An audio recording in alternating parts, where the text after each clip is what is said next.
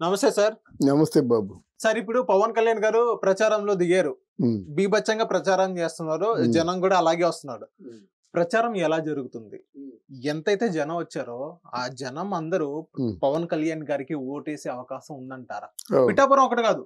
అవును. పిఠాపురం ఒక్కటి గురించే మనం మాట్లాడుకున్నాం. పిఠాపురం ఒక్కటి కాదు. మిగతా 21 నియోజకవర్గాలు మొత్తం అవునవును. అవును. ఎంతమంది జనం వచ్చారో ఆ జనం మొత్తము ఓటేసే అవకాశం ఉందంటారా? లేకపోతే వైసీపీ గాని ఇంకో పార్టీ గాని ఏస్తారా? చాలా మంచి ప్రశ్న వేశారు. దీని గురించి సవివరంగా చెప్పవలసిన అవసరం ఉంది. హ్మ్. పవన్ కళ్యాణ్‌కి ఇది లైఫ్ అండ్ డెత్‌కి వచ్చాను. పవన్ కళ్యాణ్ గారికి కూటమి కూడా. కూటమి కాదు. పవన్ కూటమి కాదా? కళ్యాణ్‌కి. పవన్ కళ్యాణ్ ఎందుకంటే గారికేనంటారా? తాను గెలవడంతో పాటు హ్మ్. గెలిపించుకోవడం కూడా కావాలి. అవును. తాను గెలిచినట్టయితే అసెంబ్లీ లోపలికెళ్తాడు. తన మద్దతుగా కనీసం 10 మంది ఎమ్మెల్యేలు ఉండాలి కదా! ఆ గెలిపించుకోవడమే జరగాలి. లేతే అపోజిట్ పార్టీ వాళ్ళు ఏమంటారు? లింగు లింగు మనకుని ఒక టికెట్ గెలుచుకున్నాడు. మిగతా వాళ్ళందరూ ఔట్ కదా అంటారన్నమాట. అది లేకుండా ఆయనకి అంత కష్టం ఏర్పడింది. అందువల్ల పవన్ కళ్యాణ్ ప్రచారాలు ఎండనక, వాననక మొత్తానికి ఏంటంటే ఒంట్లో ఆరోగ్యం బాలేకపోయినా, కఫం వచ్చి, దగ్గొచ్చి, సొమ్మసిల్లిపోతున్నప్పుడు కూడా చేస్తున్నాడు ప్రచారం. తన కష్టమే తనకు శ్రీరామ రక్ష. అలాగే ముసలివాడైనప్పుడు కూడా అని అనకూడదు. 74 సంవత్సరాల వయసు వచ్చినప్పుడు కూడా చంద్రబాబు నాయుడు కూడా అంత ఉత్సాహంతో, అంత పౌరుషంతో తిరుగుతున్నాడంటే అది చిన్న విషయం కాదు. గనక ఇప్పుడు వేవ్ అంటారు. అంటే గాలివాటం అనేది ఒక్కొక్కసారి ప్రారంభమవుద్ది. లాస్ట్ టైము జగన్మోహన్ రెడ్డి తాలూకు వేవ్ ఉంది. పల్లె కాదు, ఇంకేది కాదు, పట్నం కాదు, ఎక్కడికెళ్ళినా సరే, "అమ్మ ఒక్క ఛాన్స్ ఇవ్వండమ్మా, నేను రాజశేఖర రెడ్డి బిడ్డని" అనేవాడు. ఒక ఛాన్స్ అయిపోయింది కదా! మీకు 6 నెలల్లో నా తాలూకు పరిపాలన బాలేకపోతే గల్లా పట్టుకొని నిలబెట్టండి అన్నాడు. నీ పరిపాలన బాగుందా? వాళ్ళు గల్లా పట్టుకొని నిలబెట్టారా? అర్థమైందా? మద్యపానం. ఈ మద్యపానం గాని మాపు గట్టా ఉన్నట్టయితే నా పేరు ఏదో జగన్మోహన్ రెడ్డే కాదు, మొత్తం దుకాణాలని బంద్ చేసేస్తా అన్నాడు. బంద్ చేశాడా? మద్యపానం అమ్ముతున్నాడు. ఏ బ్రాండు? జే బ్రాండు. అంటే ఒక నాసిరకం మద్యం అంటే అమ్ముతున్నారు. ప్రభుత్వ యంత్రాంగంలో ఉంటూ మీ పేరు మీద ఈ గంజాయి, బ్రాందీలు ఇట్లాంటి మద్యాలు అమ్మడం నీకు సిగ్గుగా లేదు? ఏవండీ? అలాగా నిరుపేదలకి కరెంటు మేము పూర్తిగా మాఫీ చేస్తాం అన్నాడు. ఇప్పుడు 200 ఉంది, 2000 అయిపోయింది. ఏమి చేశావు నువ్వు? ఈ పథకాలన్నీ ముందున్నాయి. తర్వాత మొత్తం 5 సంవత్సరాల్లో నువ్వు వేయించిన ఉద్యోగాలన్నీ 12,000 మంది గవర్నమెంట్ ఉద్యోగాలు. 4.5 లక్షలు కూడా ఉద్యోగాలు అనుకోవద్దు. వాలంటీర్ ఉద్యోగాలు ఉన్నాయి కదా దానికి. అదే ఏది ఆ కాగితం ఉందా? Government of Andhra Pradesh appointed as you volunteer service అని చెప్పేసి శాలరీ సో అండ్ సో అని ఉంటాయి కదా, ప్రోటోకాల్ అంతా ఉంటుంది కదా. ఒక్కరి దగ్గర ఉందా? ఒకప్పుడు అంబటి రాంబాబు గారు ఏమన్నారు? వాళ్ళు వాలంటీర్లు అండి, కూలికి పనిచేస్తున్నారు, ఇష్టం లేకపోతే పంపించేస్తా అన్నాడు. అంత చీప్గా చూసిన వాలంటీర్లు వాళ్ళు ఉద్యోగస్తులు ఎలాగనుకుంటావు? రేపు పొద్దున్న నీ ఓడిపోతావు. వాళ్ళు ఎలాగుంటారు?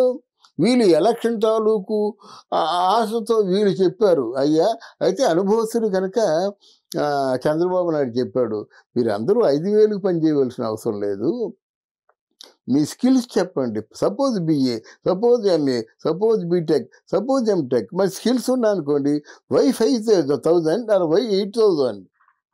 So why can't you earn more than 50,000? Why can't you earn more than 1 lakh? అది తప్ప. అది ఉద్యోగాలు ఇవ్వడం అంటే ముందు స్క్రూటినీ చేసేసి ఉద్యోగాలు ఇవ్వాలి.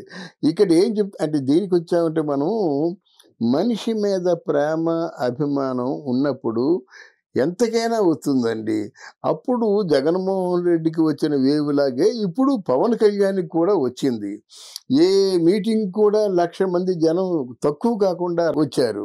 తర్వాత ఈ పవన్ కళ్యాణ్ చేస్తున్న మంచి పని ఏంటంటే జనంలో ఆయన చావు మీద భయం లేకుండా, ఏదైనా దండెత్తారు దాడి మీద భయం లేకుండా కలిసిపోతున్నాడు.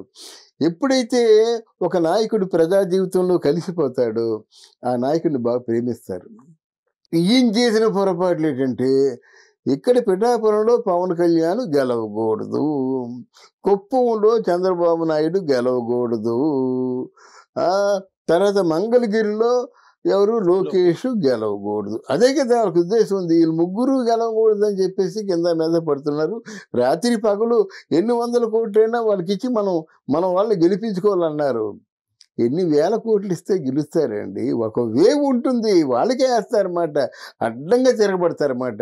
ఇప్పుడు వాళ్ళు పిఠాపురం వాళ్ళు ఒకటి అంటున్నారండి. ఇప్పుడు ఈరోజు అంతకుముందు మా ఊరు గురించి చెప్పాలంటే కాకినాడ పక్కన పిఠాపురం అని చెప్పేవాళ్ళు. ఇప్పుడు ప్రపంచ గ్రాఫ్లోనూ పిఠాపురం పెద్ద పేరు తెచ్చుకుంది. అసలు ఆయన మా ప్రాంతానికి రాకముందే మా ప్రాంతానికి ఒక పేరు తెచ్చిన నాయకుడు.